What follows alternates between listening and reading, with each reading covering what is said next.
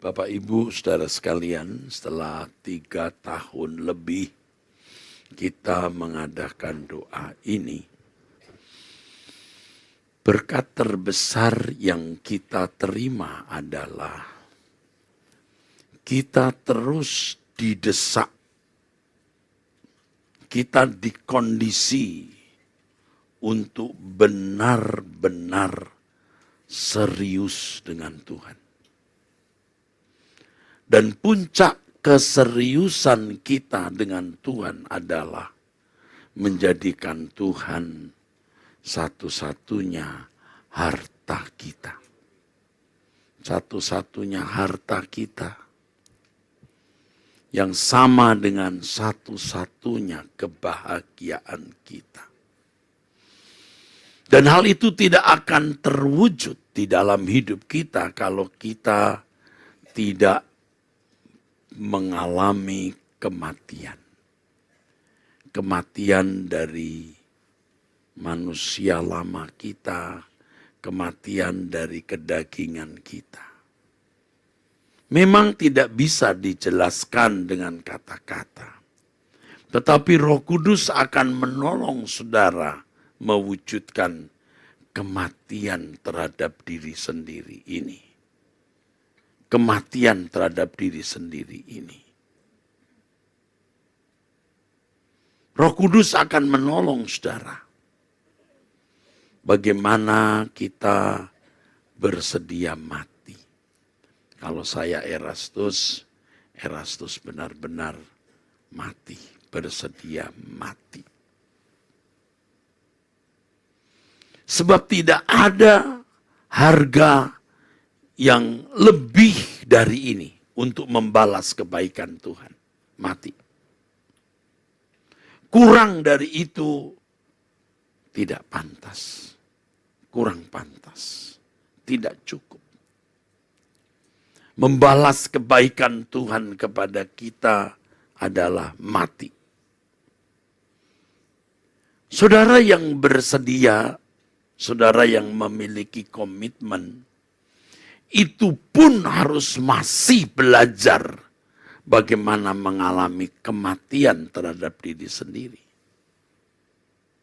Kalau saudara tidak bersedia, jauh dari kehidupan yang dikehendaki oleh Allah. Saudara tidak akan mengerti kematian terhadap diri sendiri ini.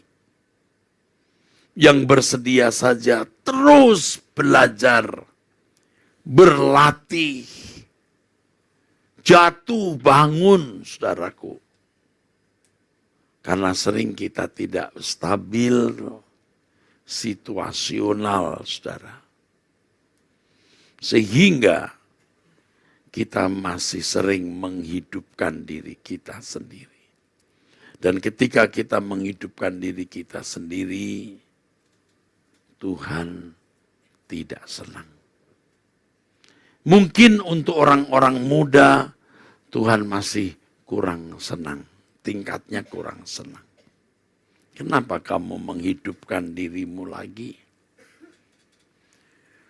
Tetapi untuk kita yang sudah berumur sampai Tuhan tidak senang. Kalau sudah tingkat tertentu, Tuhan terlukai.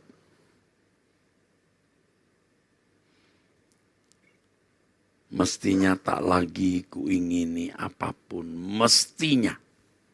Dan kita tidak memenuhi mestinya ini melukai Tuhan. Bukan karena Tuhan memiliki kepentingan, tetapi Tuhan tahu kalau kita tidak mati, kita tidak hidup. Tuhan tahu kalau kita tidak mati, kita tidak bisa dimuliakan bersama Yesus. Padahal kemuliaan itu Tuhan sediakan, saudaraku.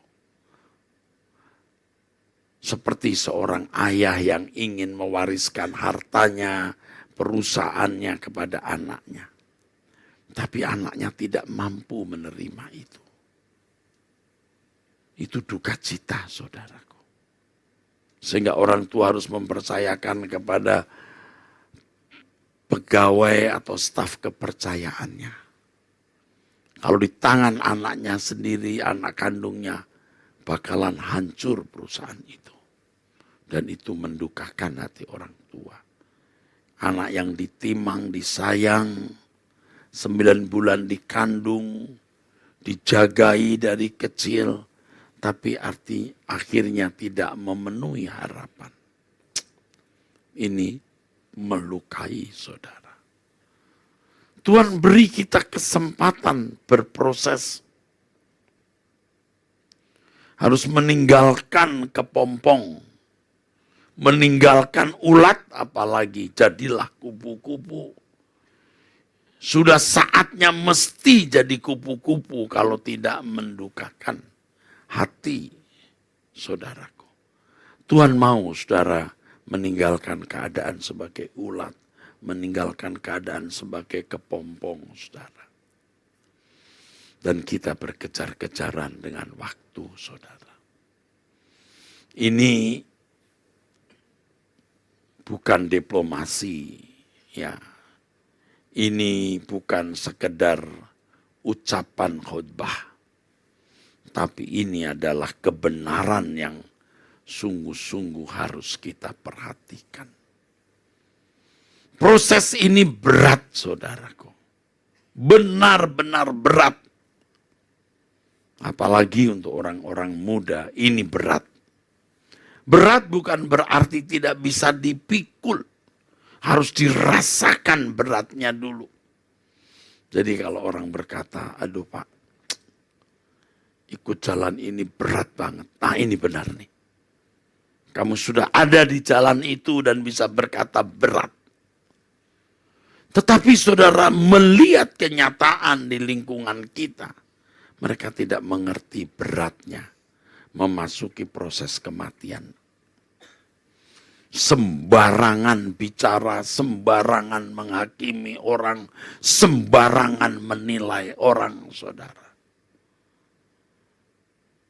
Dan itu menunjukkan kodrat dosa yang dikobarkan. Yang sampai tingkat tertentu tidak akan pernah bisa mati. Dan setan menunggu menanti keadaan itu. Setan menunggu menanti dan mengharapkan keadaan itu. Di mana seseorang tidak bisa balik lagi. Sampai titik tidak balik. Saudara pasti tidak menduga bahwa mengikut Yesus akhirnya kita pada fase seberat ini. Benar. Kalau saya mungkin sudah tidak memandang ini hal yang berat. Karena Tuhan sudah sering memojokkan saya. Saya sering dibuat kepepet. Oleh anugerah Tuhan saya dilukai Tuhan. Dilukai Tuhan. Sampai benar-benar tidak mengharapkan kebahagiaan dari dunia ini. Kalau masih ada keinginan dihargai atau dihormati, mungkin tinggal sangat sedikit. Ya saudara. Dan kalau itu muncul, saya sadar saya hidup. Kalau saya mulai tersinggung, saya mulai marah, saya merasa dilukai karena dikhianati. Wah, saya hidup nih. Saya mulai hidup nih. Saya tidak boleh marah, tidak boleh merasa dilukai, ya, tidak boleh dendam. Kalau sudah mulai merasa dilukai, mulai sakit, wah hidup lagi nih. Nah, Tuhan sudah bawa saya ke keadaan-keadaan yang benar-benar berat.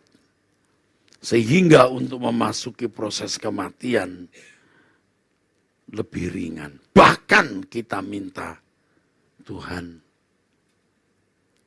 matikan aku.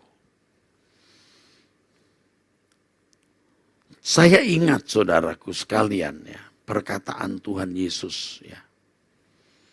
Nah setelah saya dibukakan mengenai monoteisme ini saudara, ayat ini menjadi begitu hidup saudaraku ya. ketika dia berkata, "Bapa, saatnya sudah tiba. Muliakanlah anakmu, supaya anakmu juga memuliakan engkau." Ini kan artinya sudah saatnya salibkan aku. Saya sudah menjelaskan ini, kata muliakan di sini maksudnya kematian di kayu salib. Ya, benar. Jadi ketika Yesus yang mulia, Tuhan kita berkata, sudah saatnya tiba, muliakanlah anakmu, bunuhlah aku. Walaupun di Taman Getsemani, saudaraku, terjadi pergumulan